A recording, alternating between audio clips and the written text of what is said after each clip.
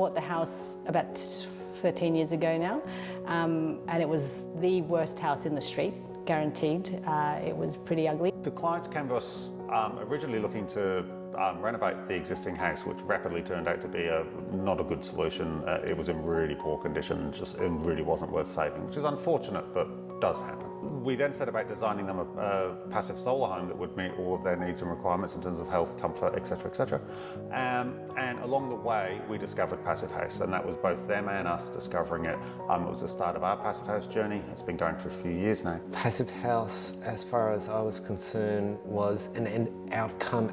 It met the requirements that I wanted in a house. I wanted a house that was not freezing cold in winter, not stinking hot in summer. PassivHouse just happened to be able to provide those features as part of the design that came with the house. The house is a lovely block of land, but has a few challenges. So north is to the street, and it all falls away from the street as well. So we've ended up with this quite lovely courtyard design, which is quite inefficient in terms of a floor plan in many ways, but has led to this very elongated house with this beautiful green roof up in the middle section that divides the front half and the back half. So therefore these green roofs are this very elegant and yet incredibly practical solution to quite a few geometric challenges that we faced. Yes, it's a passive house, but it's also oriented in a way that suits our block, and that's why we get the lovely light that we have in the mornings. That's why in winter it doesn't get so cold in the back of the house because we get the sun coming in, but in summer it doesn't heat up.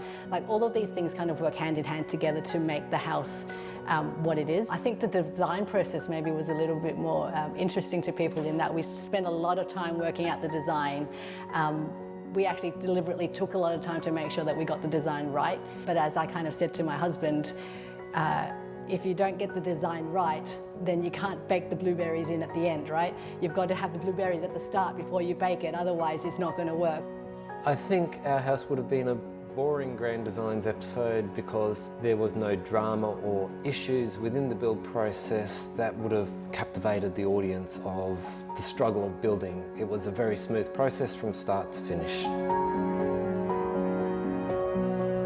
So I've never really thought about it as me having a mechanical ventilation in the house that enables us to kind of breathe in here, because it's always just feels like we have fresh air anyway. So it's never really in my mind that it's mechanical and that it's always on. It just feels natural the way it is. The air is constantly moving, even though you don't notice it moving. So you can pretty much open up your windows whenever you feel like it. You just don't have to open them up for ventilation reasons. We found that we don't open them up ever in winter because it's almost always colder outside. In summer, if it's cooler outside, we definitely open it up whenever we feel like it. When the evening temperature drops, we actually have a window on the south side and the north side, which we open right up, and it takes like a couple of minutes sometimes when the wind is really blowing just to flush all that hot air out. And so, you know, we just open and close the windows whenever we want. So there's a very long hallway through the house that connects all of the spaces together, and it draws you in, and it's got this lovely curved plywood ceiling, which is gorgeous because everyone loves a curve, but it's also mainly to hide the depth of this big green roof that sits over the middle. And then at the end of that hallway, you've got this staircase that sort of takes you up, takes you down, and it's got this sort of tree-like quality with these beautiful timber battens on either side.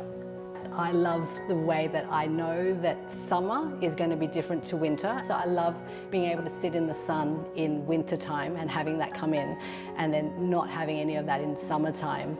And also just watching I have this massive living room space where we've got this window, and depending on the time of the year, I see the sun traveling at different parts of my walls. And I like being able to kind of tell what time of the year it is because of the way that my house is behaving.